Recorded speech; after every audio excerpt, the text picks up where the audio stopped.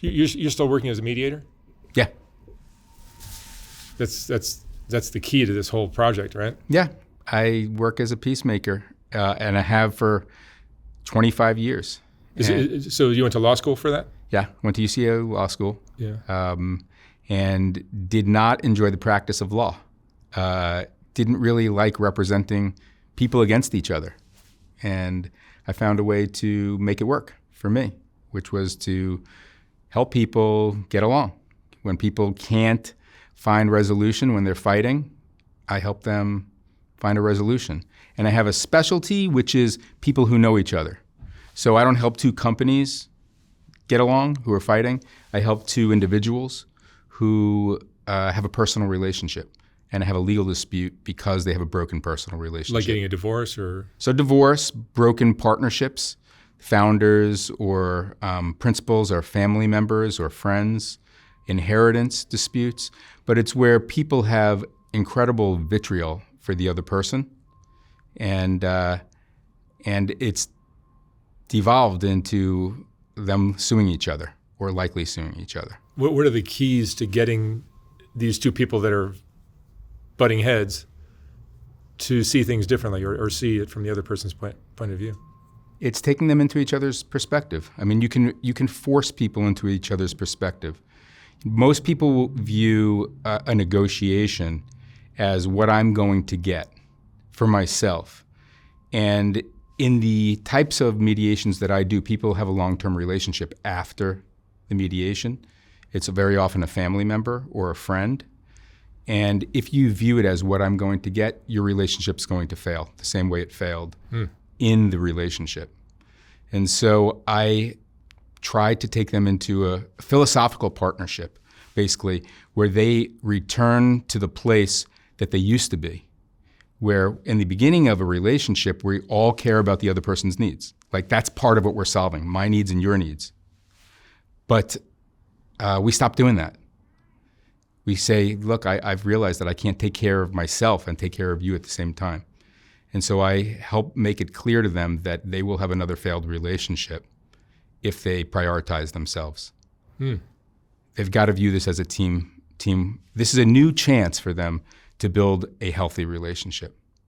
Very often you'll see these kind of talks on TV or social media now where you'll have people with opposing views trying to sort something out. And you know, the obvious example of that are the Democrats and the Republicans here in the U.S., where they just see things differently, and the other side is just full of shit. Yeah. And what I always want to see is like, look, I'm not going to take your side, your argument seriously until you can create a compelling argument why the other side has a solid case. Yeah. Because they always do, especially with the Republicans and the Democrats. These aren't idiots. These are people who like have established, they spent their whole lives creating a viewpoint. So in order for me to believe what you're saying, I need to know that you understand how the other person sees it. Right. And then you can create an argument why that's flawed. Yeah. And I find that. And so I agree with you. And I think that's probably why we're talking, because you and I talked originally and we had a similar viewpoint on that and what's wrong with society in some ways today. Mm-hmm. But the resolution does come from being able to embody the other person. And I offer a philosophy at the beginning, like why it's important for you to do so. But in the end, it's taking them into the other person's experience that matters. They put the philosophy to the side. Mm-hmm. And unless I can take them into the other person's experience, there's not going to be a resolution. The fascinating thing is when you do, you just don't know what the resolution is going to be. That is, some magic occurs where solutions emerge that I would never have predicted. For example, I was doing a mediation between a man and a woman, and he had an affair, and she wanted to take her kids back to, they had one child actually, and the child was an infant. She wanted to take the child back to Taiwan. She knew nobody in the United States. And she wanted to go on vacation and basically see her mother. And he was like, I'm not letting you go to Taiwan with our child. You'll never come back. And my thought was, she'll never come back. Like that would be the stupidest thing. She knows nobody here.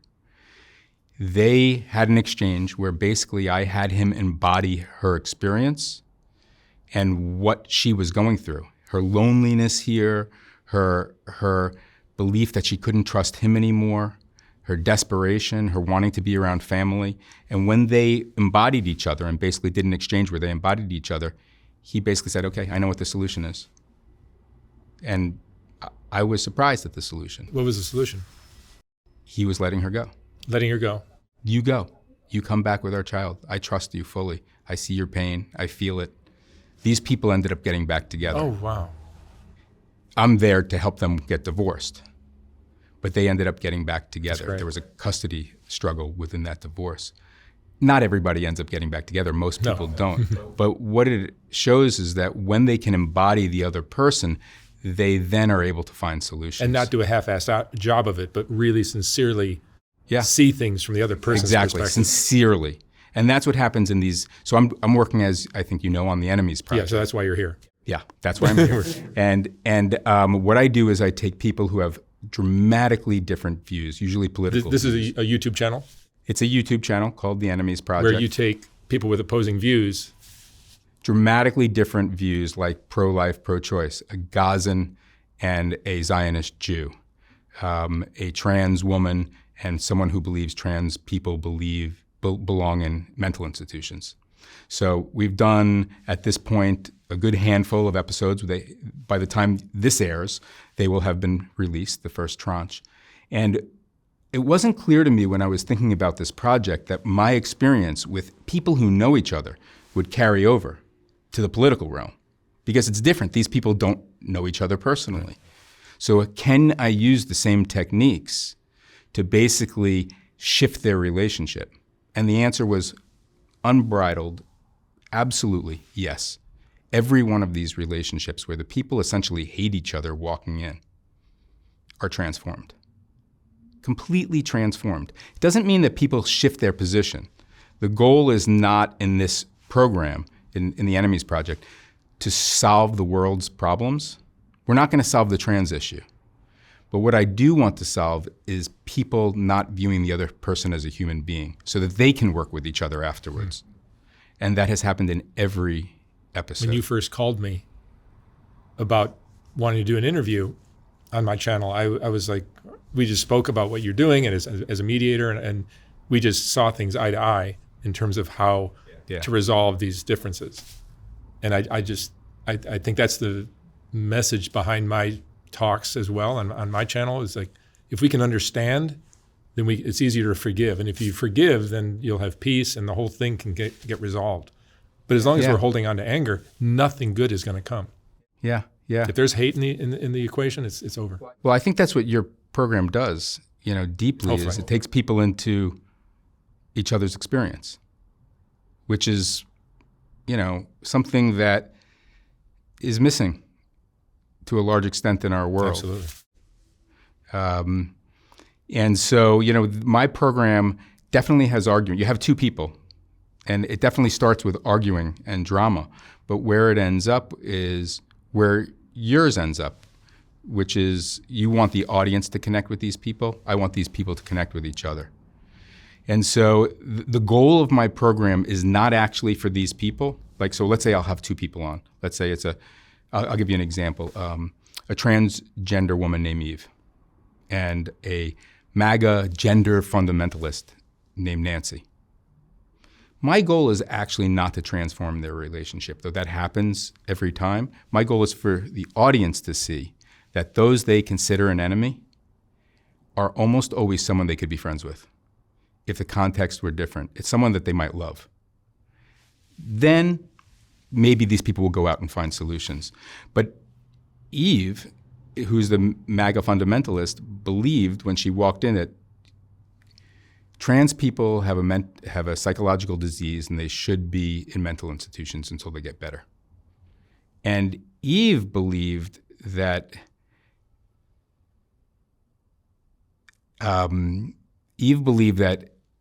people who are against trans people basically are afraid that they themselves are trans or bisexual.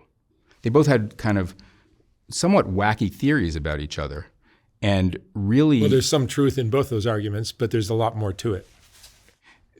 Generally, there may be some truth, but for the most part, people who view each other as enemies make mistakes about each other's motivation. Why do most people that are anti-trans, what is their thinking? You'd have to watch the episode to understand, but what's profound is that Eve ended up understanding deeply. Eve is the trans woman. Where the shift came from was Eve deeply understanding why Nancy is concerned about trans people. And basically, it's about her kids' well-being.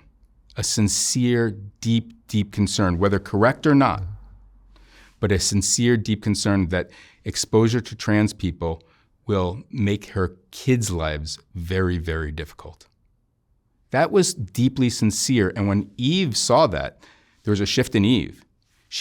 Nancy completely flipped from believing this person is a lunatic to believing this is a beautiful person. I can't believe what I was thinking about you. Doesn't mean that her position on trans people changed in general, whether it's dangerous for her kids. But it means that her position, that her connection to this other woman changed. And they loved each other. What understanding can accomplish is just beautiful. It's phenomenal. And so my goal is not necessarily for the two of them to connect, but for the audience to go through that experience. Because we live in a society, from my perspective, that's in deep despair, that is really having a hard time. And it's basically because we've been driven apart. And that's a business model to drive us apart. There are enemy makers who profit financially and politically from doing that, from telling us that this person who we might actually be interested in, who might be a neighbor, who we might have a deep friendship, is our enemy and dangerous. And so my goal is for the audience to see that that's actually not correct. Almost always, the person we believe is dangerous is a person, when we get to know them, we would deeply, deeply like. I have a great example. I had two guys on, Matt, who's a Proud Boy. And if people don't know what Proud Boy is, they're probably as far right as right goes in the United States. He's also part of the 3 Percenters, which is another far right group. And I didn't know it, but he brought a knife to the mediation. I recognized it like at the end. And Jack, who is a tree-hugging liberal, and literally tree-hugging, in that he's a professional photographer who takes nude pictures of people in trees. That's his job. And he is a Jewish man from New York who is deeply afraid of the right because he believes that there's an echo of Nazism and fascism. And so these two people came in kind of afraid of each other. And I won't give away the entire episode, but they basically wanted me to leave. They liked each other so much. They would not follow my directions. They were teasing with each other. And one of, for me, the most profound moments, which I'm not sure we're keeping in the episode or not, is they went to the bathroom during a break, and their mics are still on. And they're talking, and one guy says, "Wow, now we know who's really right." Looking at the length of each other's instrument. Oh. And for me, that was like, this is who these guys are. And when they came back, Matt, the Proud Boy, says, "Jack, you really should get that thing checked out." like you have some kind of disease. Right. But this was their level of interaction throughout the entire thing. And I've been told, people have watched the sample episodes and women have said that they find that somewhat offensive or at least beside the point. That's not what this is about. But for me, that's entirely what this is about. Getting along. Yeah. That these two people, and what's interesting is that people who've watched this episode, liberals who've watched this episode after Trump was elected, they watched it again and again. They're right now, or they have been in the past, on a private channel that the public can't see. But they'd watch it again and again, and they'd call me and say, "I'm really, really disturbed at how much I like Matt. And it gives me a lot of hope that my fears about our country, or at least the people on the other side, are not what I thought. Yeah, see, And that's the goal. all this hate that we see from politics, but religion and other topics can bring on the same kind of argument and hate, is all wasted energy. Completely. What is it? Where does it get us? What have we built when we fight each other? It doesn't serve anyone in society but the enemy makers. They're parasites, from my perspective, bleeding society for their own good. The people who drive us apart. And it does drive us apart. So I'd like to share a psychological theory of why people war. Sure. This is both in personal relationships and societally. Basically, when you and I are talking, you're looking into my eyes, you have some empathy for me in that you understand me because you can feel what I'm feeling. If I fell down, you'd know I was hurt. You'd be like, Larry, are you okay? What happens when we're under threat? So let's say you saw me trying to steal something from your office. When we're under threat is your empathy naturally shuts down. This is evolutionarily adaptive. If someone's threatening you in some way, physically, psychologically, it's not good to feel for them anymore. You've got to protect yourself and your family. So empathy inside the brain shuts down. It's just what biologically, chemically happens.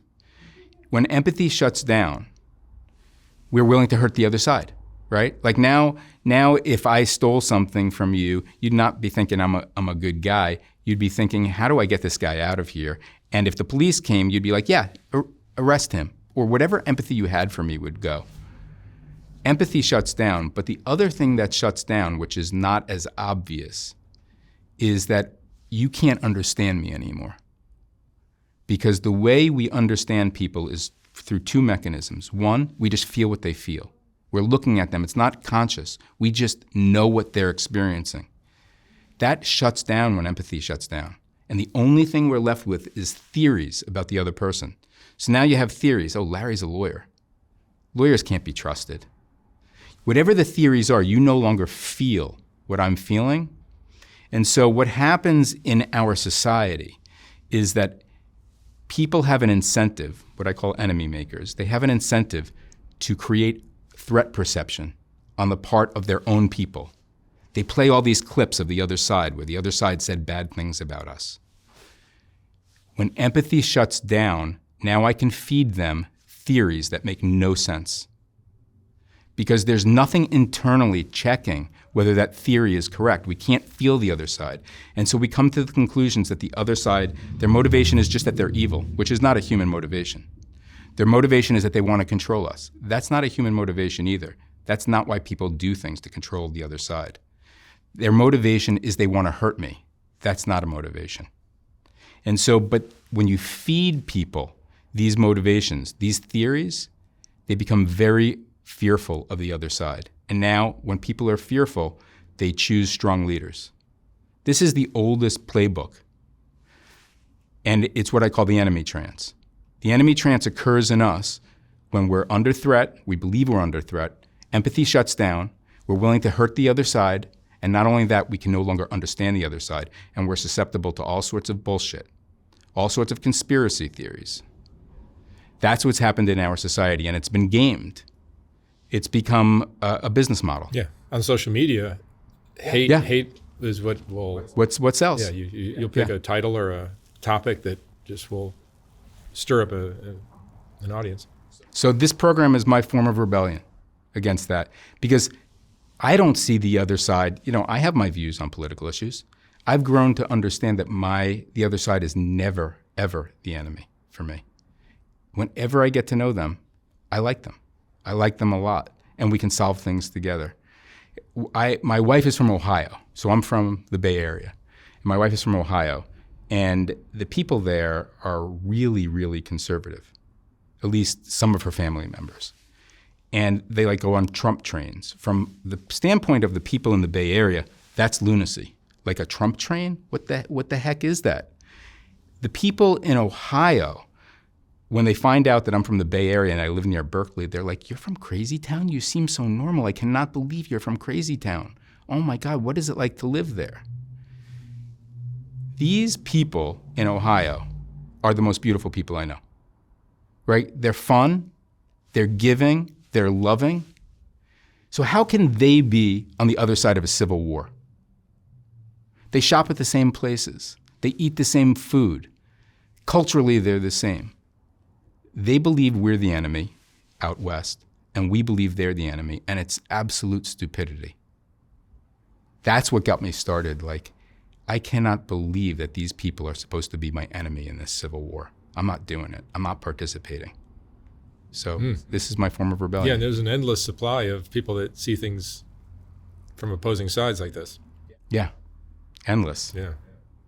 Endless, and they're fed all day by the media. What are some of the topics you've covered, and what are some of the ones you want to cover? You mentioned a few. Yeah. So we've covered gun control, totalitarianism in the United States, immigration, trans. I want to cover climate issues. I've done a couple of episodes on the Israel-Palestine You know, it'd be a conflict. fun one is a flat earther. Yeah, that would be fun. just- to really just understand where that person's coming I just from. interviewed That would be fun. one, and I interviewed another one like a year or so ago. They're fascinating. What's going on with them, you think? Well, I mean, the first one who I interviewed, he explained how he believes the Earth is flat. And I'm not here to argue the point. Like Right. that's not my role on this channel, to make him look stupid. So I just let him create his argument. But what I did do is, maybe halfway through, or probably 2/3 of the way through, I asked him, like, how were you raised? What was your childhood like? And it came around that, you know, I think he was molested as a child, and the whole family, all, like, nobody, just, it was all fine. Nobody, like, I think he even said something and they all just ignored it or didn't believe him or something like that. So he started to question authority. And that leads to not believing anything you're being told by authority. Right. So when the science teacher says the Earth is round, he's like, no. Yeah. So what you do is the most useful thing, and just to formalize it, it's what I do with clients, and it's, if I believed what you believe, I'm no longer going to argue with your beliefs. I'm just going to adopt your beliefs for the moment. I can go back afterwards and call them lunacy. But if I had your background, if I were born into your situation, if I believed what you believed, I'd be you. Yeah. And it's no longer crazy. I would go down the same path. I had this Palestinian, an American Palestinian, and an American Zionist Jew. The Zionist Jew is a religious guy, and the Palestinian was born outside of the United States, but became an American citizen and has spent they both spent a lot of time in the Middle East. Anyway, the Palestinian, they started out very, very far apart, And I won't destroy what happens in the episode, but there is some deep understanding that develops. And the Palestinian guy then tells a story. And the story is about a book he read where a little boy who was born to a Palestinian family was left in a home when the Palestinians needed to leave Israel in 1948, when Israel became a country.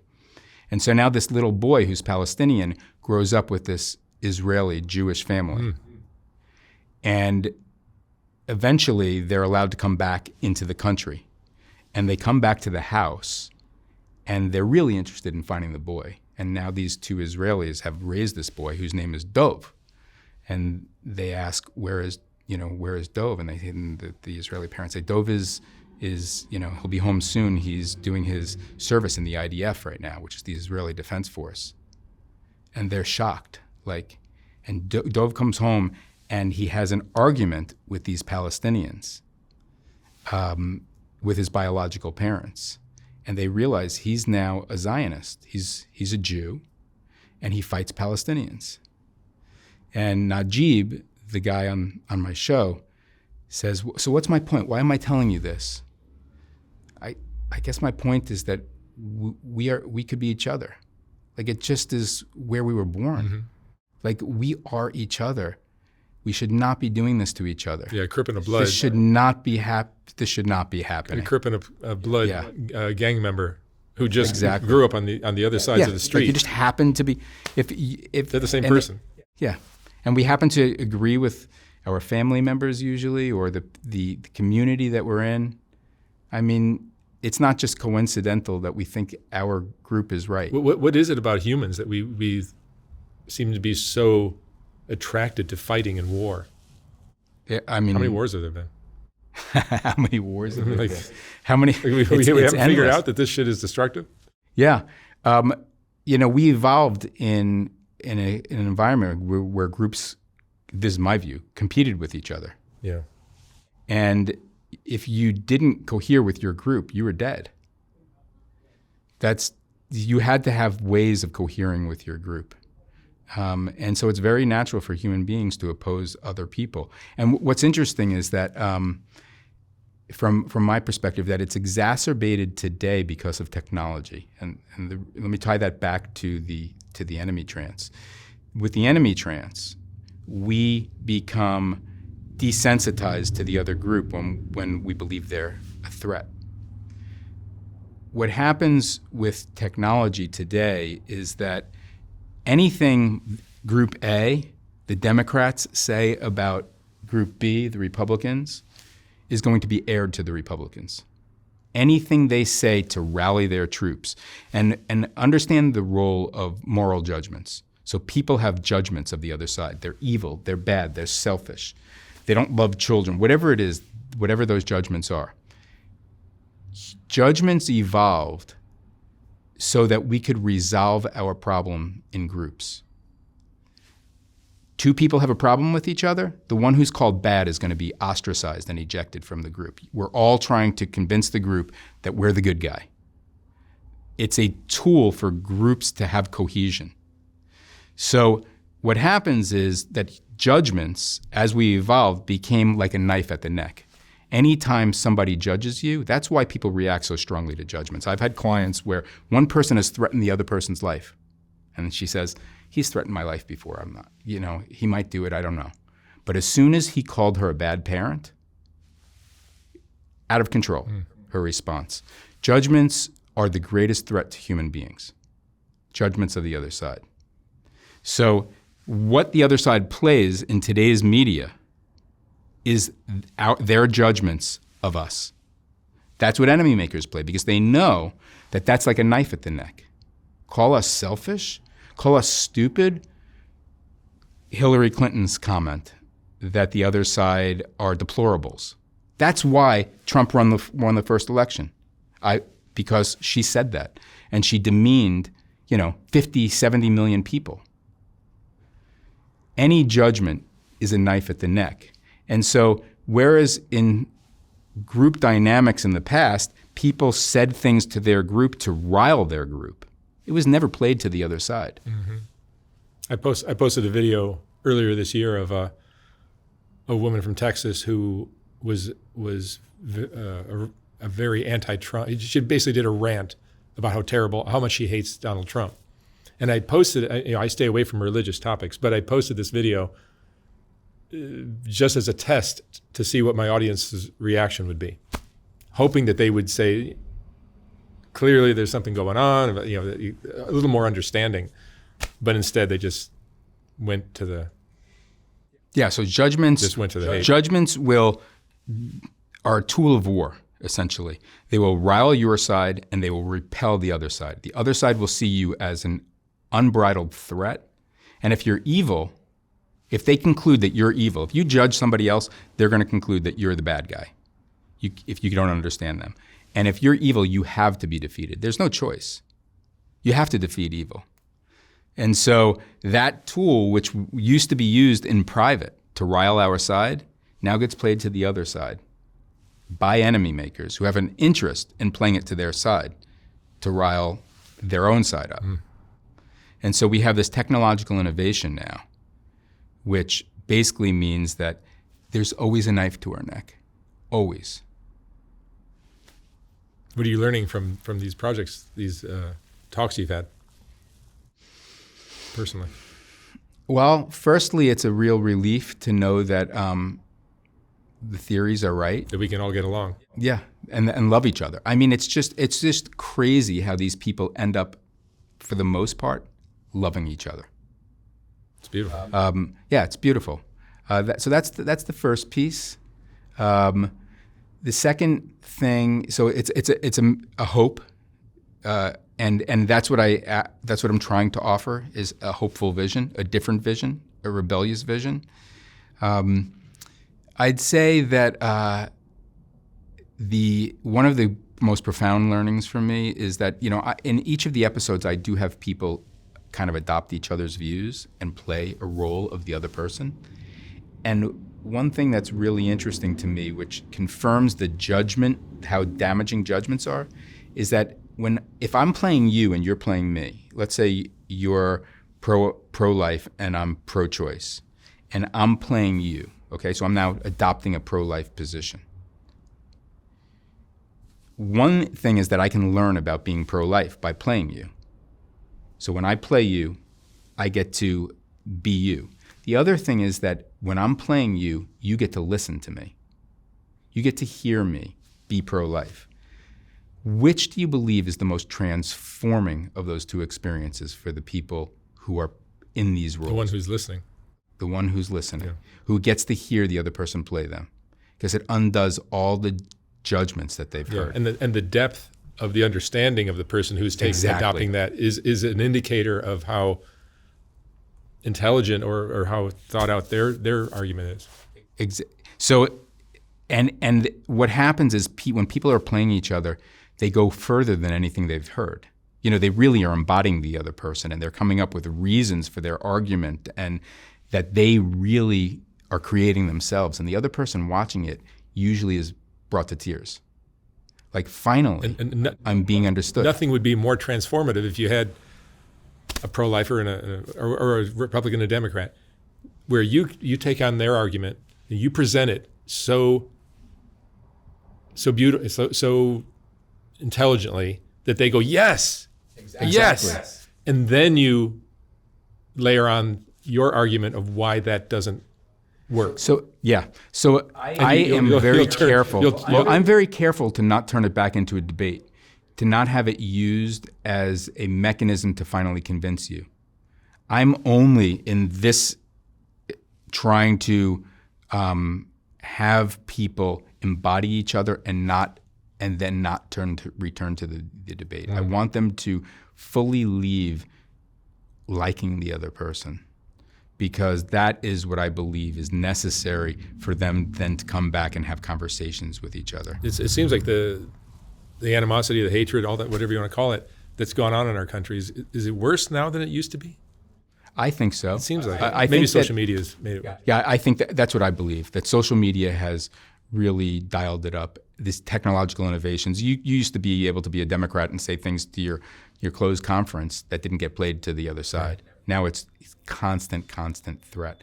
So these people who are listening to each other on the show, we're undoing the threat.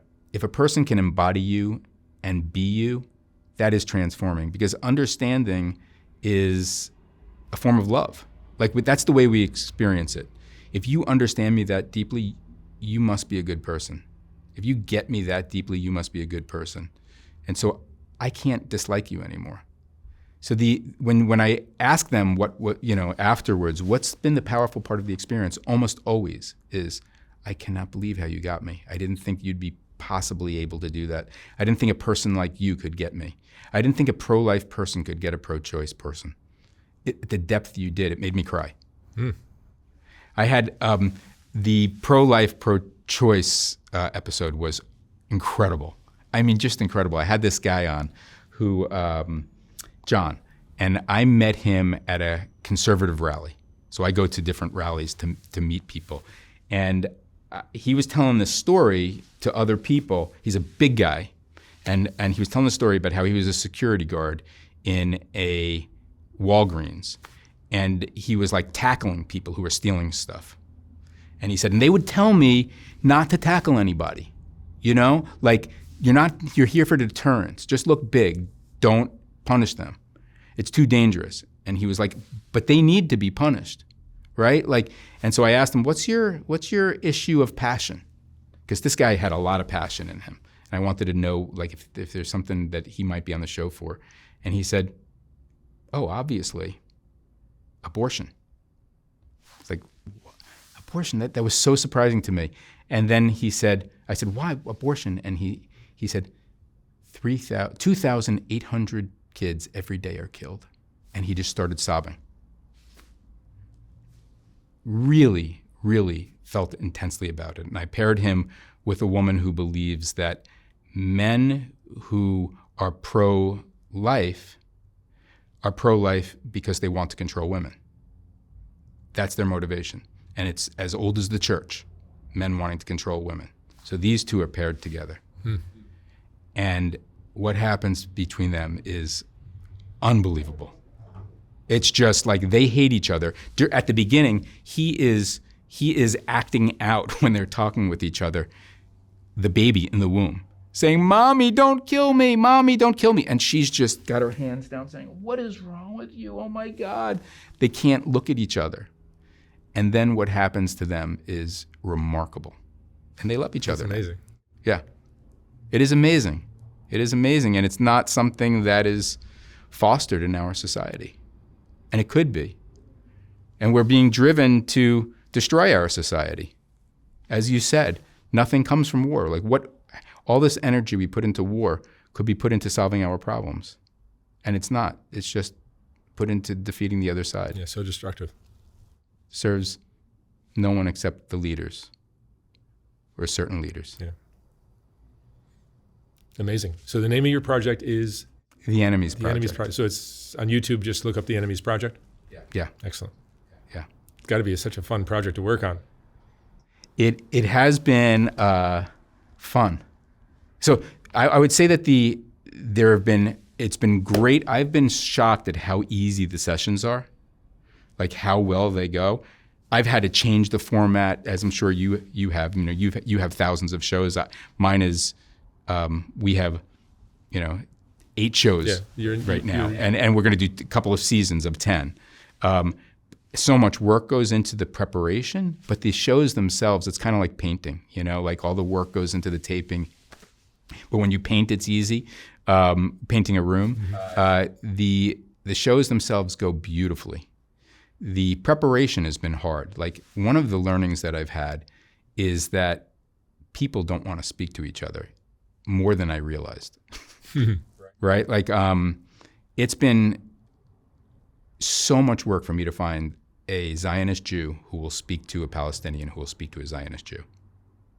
They don't want to be in the room with each other. And the reasons range from, and this is true in all debates, but more so in Palestine, Israel, I don't want to legitimize the other side. If I sit down with you, I legitimize your craziness. Right.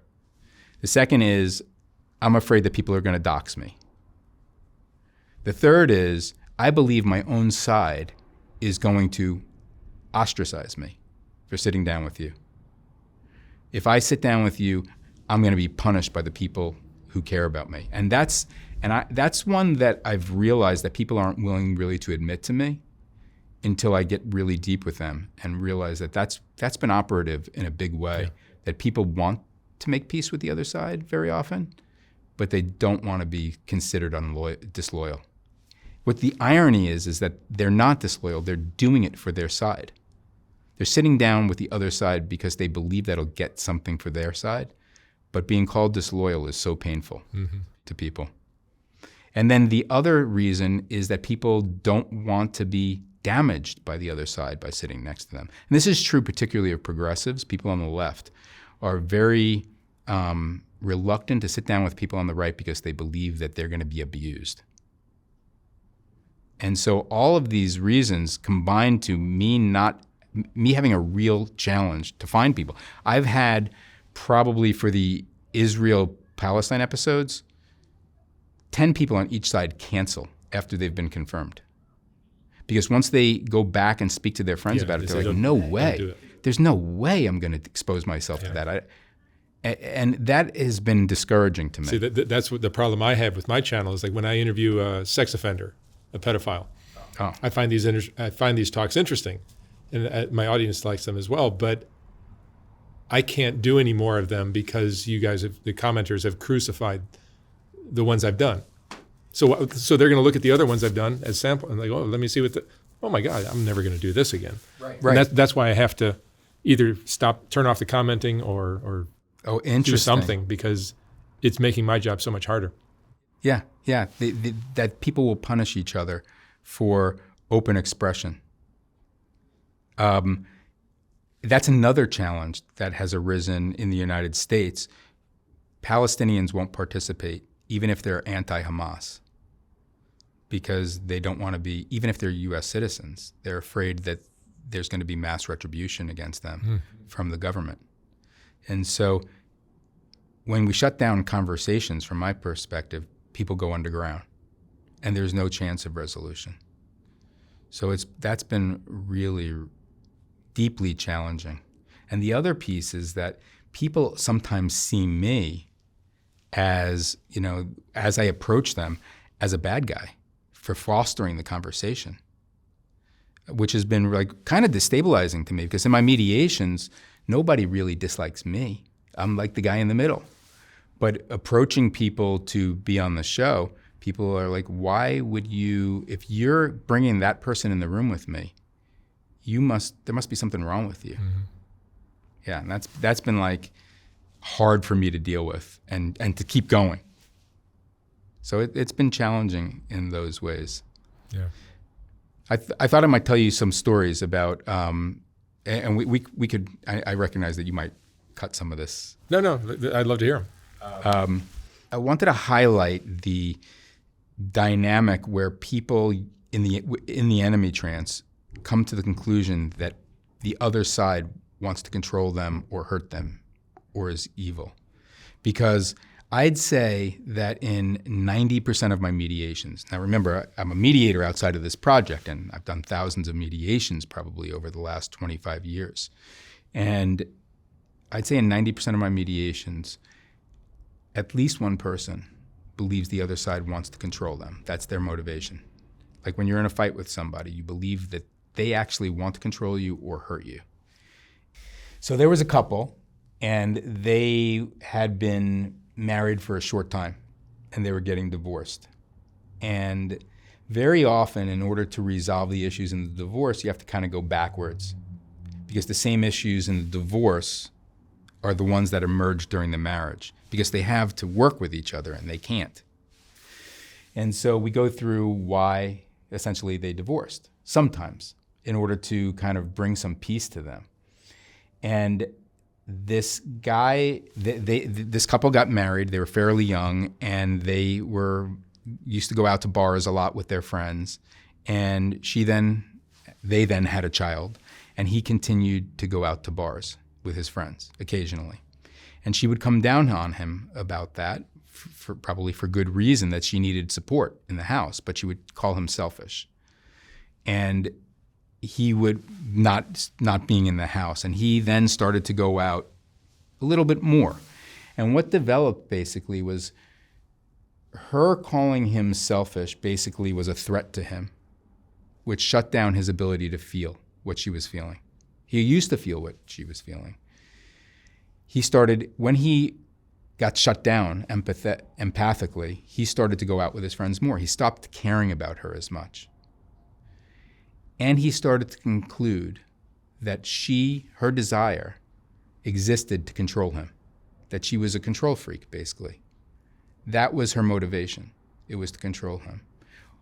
As I said, almost everybody in these conflicts believes the other side wants to control them or wants to hurt them. They're wrong. It's obvious to me on the outside that her desire was for partnership, was for support bringing up her child. He, though, his brain, when he can't enter her, enter her empathically, comes to the conclusion that, oh, I know what's going on. You want to control me. It always becomes about me and what you want to do to me. And so that is the dynamic that happens throughout all of these. And the goal in the resolution is to help the person understand that that was never the case, that they were trying to hurt you. I have another good example. Another divorce. There were these people who were driving in a car, and it was raining, and the car got stuck, and the guy got out. Lightning struck a tree, went into the water. He was in a puddle, and he got electrocuted. He was in a coma. He was completely singed. His fingers, his face, his hair. And they didn't think he was going to come out of the coma. And she left while he was in the coma to their house in Mexico. And the reason they were back is because 5 years later now, he came out of his coma. He went through PT by himself. He healed by himself. All of these operations to restore him.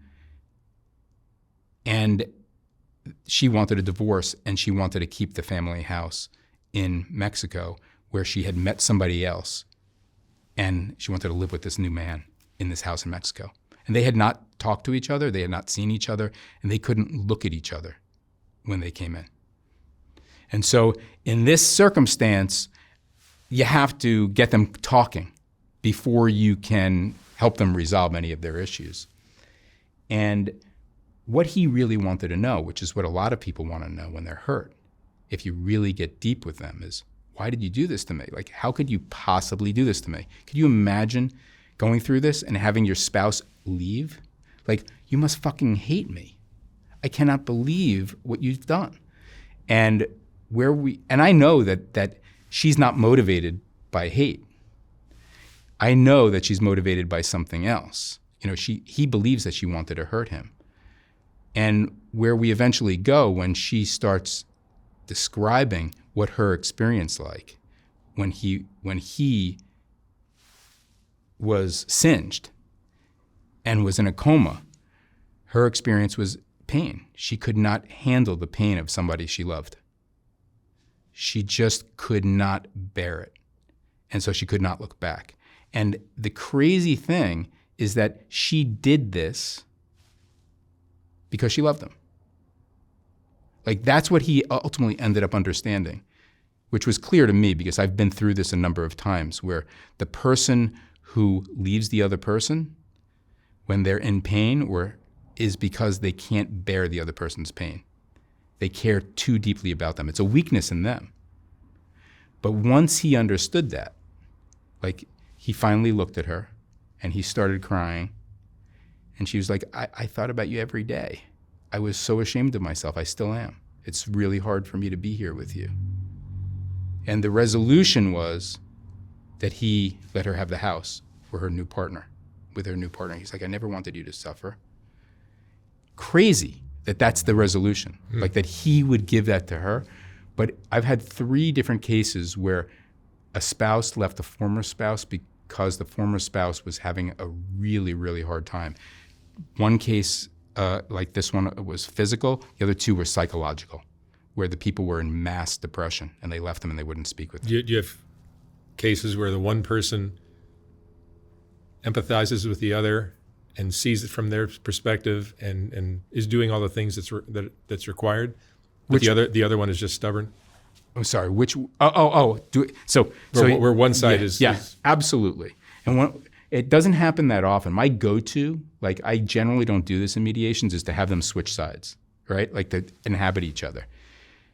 It almost always resolves things if they can, like, present the other person's experience without mockery.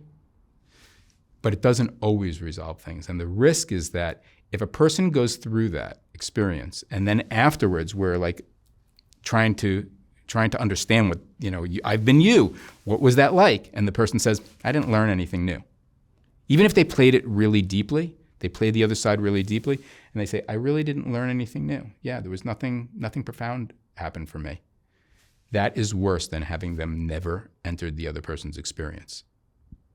And that happens occasionally. I'd say like 5% of the time. And I'm generally aware if that's going to happen, but not always. And so if I'm aware that's likely to happen, I won't ask them what their experience was like afterwards. I won't do this debrief. But when that happens, yeah, it's more painful to know that you played me and it wasn't profound for you. Like, how could that possibly be? But that's rare. That's really rare. Wonderful lessons to be learned from this project. Yeah. So, if I'm going to close, what I'd say is that my hope is that people don't just look at our world with desperation. I have 2 kids, 2 girls, 19 and 17, and I do this work for them and for other kids, basically, because I don't want our kids to inherit a world where people can't resolve challenges, and that's where it is. And I'm not the only person, obviously, doing projects that foster understanding. You're doing one that, has affected many, many, many millions of people. I ask people to look at it with hope that we can interrupt the cycle if we understand what it is. And I ask people to not view the other side as their enemy. They're being manipulated if they believe that. And to watch this and to participate in other projects where basically they don't have to give up their passion. I don't want you to give up your passion. I want you to understand that this could have been your friend, but for circumstances. Beautiful. One of the best uses of social media I've ever seen. Thank you. Thank you, Larry.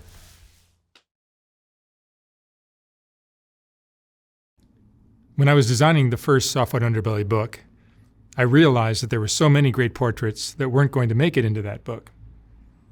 They just wouldn't fit. And once I saw how well that first book sold, I knew I'd have to design a second book. This second book is finally ready to ship. Like the first one, this book has a collection of some of the best portraits from Soft White Underbelly, accompanied by a quote from that person's interview. This book features another group of Rebecca portraits, as well as a collection of color images of the Whitaker family, and plenty of others. You can order yours for $125 or $150 for a signed copy at softwhiteunderbelly.org. Again, like the first book, once this book is sold out, I will not be printing more of them. The portraits are what Soft White Underbelly is all about, and these 2 books contain the best of all that work. Thank you for watching.